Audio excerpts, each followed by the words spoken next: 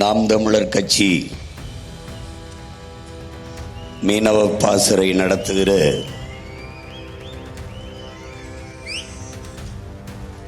கடலம்மா மாநாட்டிற்கு உணர்வு எழுச்சியோடு கூடியிருக்கிற என்னுடைய உயிரோடும் உணர்வோடும் கலந்து வாழுகின்ற என் அன்பு உறவுகள் அனைவருக்கும் வணக்கம். கடல் என்பது ஒரு நீர்ப்பரப்பு என்றுதான் எல்லோரும் இங்கே நினைத்து கொண்டிருக்கிறார். கடல் என்றால் என்ன? கடல் இல்லை என்றால் இந்த பூமி என்னாகும் என்கிற அறிவியல் உயிரியல் உண்மையை என்னிலும் இளைய என் தம்பிதங்கைகள் அறிந்து கொள்ள வேண்டும் என்பதற்காகவே இந்த கடலம்மா மாநாடு நடத்தப்படுகிறது. தேர்தல் வருகிற நேரத்தில் யார் யாரோடு கூட்டணி வைப்பா, யார் எவ்வளவு பணம் தருவார்கள், யார் எவ்வளவு வெற்றி தருவார்கள், நோட்டு தருவார்கள், சீட்டு தருவார்கள் என்றெல்லாம் இருக்கிற நிலையில் மாட்டோடும் மரத்தோடும் தண்ணீரோடும் கடலோடும் நாம் தமிழர் பிள்ளைகள் பேசிக்கொண்டு வருகிறார்கள்.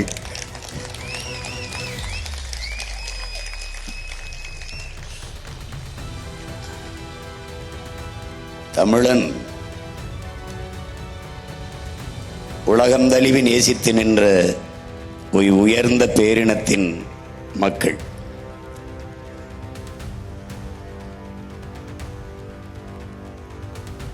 இயற்கையை, உலக உயிர்களை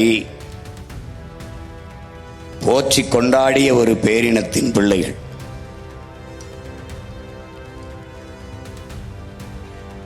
அவர்கள்தான் இந்த அரசியலை பேச முடியும், பேசுவதற்கு தகுதியும் உரிமையும் பெற்றவர்கள். நாம் தமிழர் பிள்ளைகள் எங்களுடைய நிலைப்பாடு இதையெல்லாம் தெரிந்து கொள்ளாமல் எங்களுக்கு வாக்கு செலுத்தி என்ன ஆகப் போகிறது என்பதுதான். மரம்,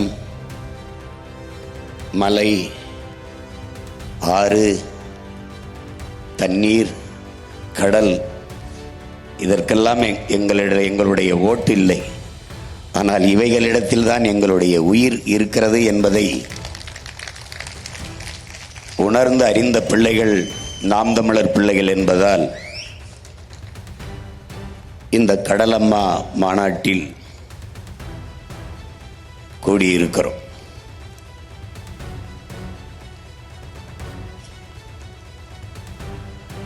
என் அன்பிற்குரிய தம்பி தங்கைகளே, பேரன்பு கொண்டு நான் நேசிக்கின்ற என் அன்பு பெற்றோர்களே, உங்கள் பிள்ளைகள் எடுத்து வைக்கும் இந்த அரசியலை ஆழ்ந்து கவனியுங்கள். ஓட்டுக்கு நிற்கிறவர்கள் இதையெல்லாம் செய்ய மாட்டார்கள். நாட்டுக்காகவும் மக்களுக்காகவும் நிற்கிற பிள்ளைகள் தான் இது போன்ற அரசியலை முன்னெடுப்பார்கள்.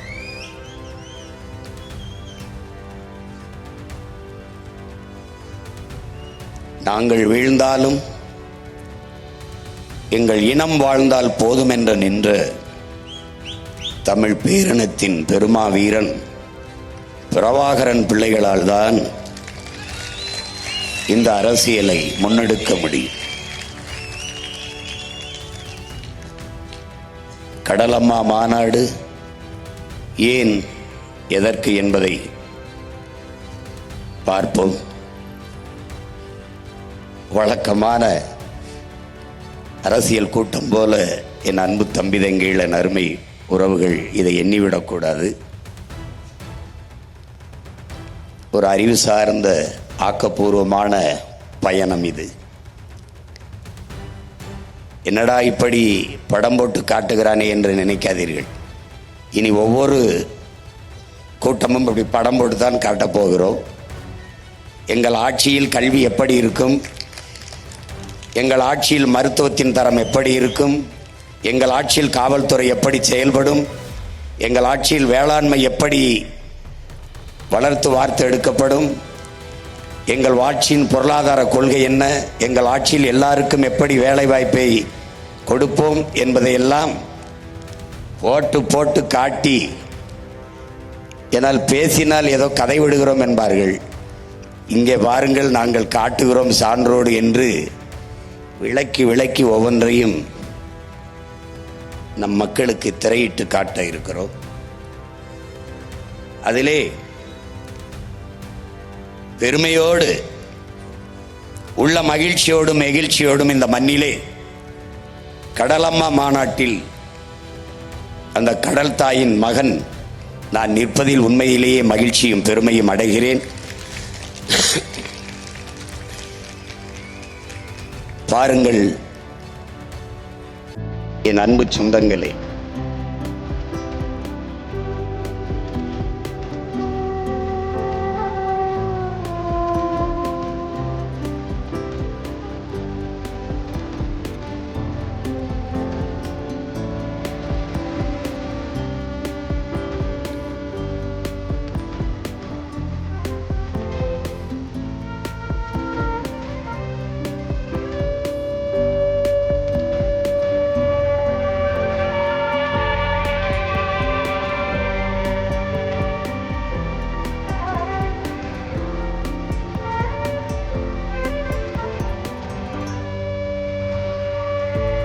நம்ம அம்மா கடல் அம்மா வான்முகந்த ஆதி நீயே ஆழி தாயே கடல் சூழ் உலகு காப்பதே அழகு என்று வான்முகந்த நீர் மலை பொழியவும் மலை பொழிந்த நீர் கடல் பரப்பும் என்று பட்டினைப்பாலை பாடுகிறது. குறிஞ்சியும் மலையும் மலை சார்ந்த இடமும் குறிஞ்சி, காடும் காடு சார்ந்த இடமும் முல்லை, வயலும் வயல் சார்ந்த இடமும் மருதம், கடலும் கடல் சார்ந்த இடமும் நெய்தல். இதிலே இந்த நெய்தல் நிலம் மனிதகுல வரலாற்றில் 4வது தாய்மடி என்பதை என் அன்பு பிள்ளைகள் அறிந்து கொள்ள வேண்டும். பறந்து விரிந்த கடல் பரப்பில் வாழ்ந்ததாலேயே நாம் பரதவர்கள் என்று அழைக்கப்பட்டோம். மீன் பிடிப்பதாலேயே காரண பெயரால் நாம் மீனவர்கள் என்று அழைக்கப்பட்டோம். நம் குடிப்பெயர் பரதவர்கள்தான். இந்த 4 நிலங்களில் இருந்துதான் இந்த மானுட குலம் உயிர்த்து தலைத்து இன்னைக்கு வளர்ந்து இருக்கிறது. 4வது தாய் நிலம் தாய்மடி நம்முடைய கடலும் கடல் சார்ந்த பரப்பு. 5வது நிலம் பாலை. அது இயற்கை நிலம் அல்ல, செயற்கை நிலம். முல்லையும் குறிஞ்சியின் முறைமையில் திரியின் நிலம் நடுக்குற்று நல்லியல்பு இழந்து பாலையினம் படிமம் கொள்ளும் என்று நம்முடைய பாட்டனார் இளங்கோவடிகள் சிலப்பதிகாரத்திலே பாடி தந்திருக்கிறார். இப்போது கடல் உலகின் முதல் அதிசயம், சப்தமிடும் ரகசியம், கால வெள்ளம் தேங்கி நிற்கும் நீள பள்ளம், வாசிக்க கிடைக்காத வரலாற்றை எல்லாம் தின்று செரித்து நின்று சிரிக்கும் நிஜம் என்கிறார் நம்முடைய கவி பேரரசு வைரமுத்து அவர்கள் தண்ணீர் தேசத்திலே. இங்கே இந்த கடல் எப்படி உருவானது? 450 கோடி ஆண்டுகளுக்கு முன்பு சூரியனில் ஏற்பட்ட பெருவெடிப்பின் காரணமாக பிளந்து பிரிந்த துகள்கள் தான். அதில் ஒன்றுதான் இந்த பூமி. அதில் 400 கோடி ஆண்டுகளுக்கு முன்பு சூரியனிலிருந்து வெடிச்சு சிதறும் போது அங்கிருந்து வந்த நீராவி, இந்த பாறைகள், அதுகளில் இருந்து வழிந்து வந்த நீர் முதலில் நெருப்பு துகளாக இருந்து நாளடைவில் மேல்மட்டம் குளிர்ந்து குளிர்ந்து நீர் உருவாகி பிறகு அந்த நீரெல்லாம் ஒரு இடத்தில் சேர்ந்து பெருங்கடலாக உருவாகிறது. இப்படித்தான் கடல் உருவாகிறது.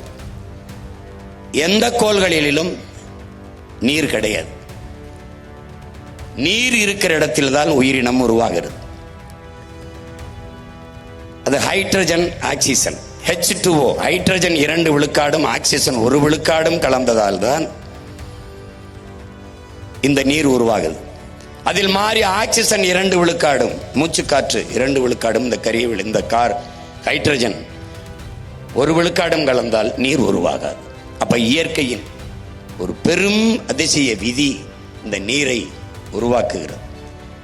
எத்தனையோ கோள்கள், ஆனால் ஒன்றில் கூட நீர் இல்லை. பூமி பந்தில் மட்டும்தான் நீர் உருவாகிறது. அதுதான் நம்முடைய கடல் அம்மா.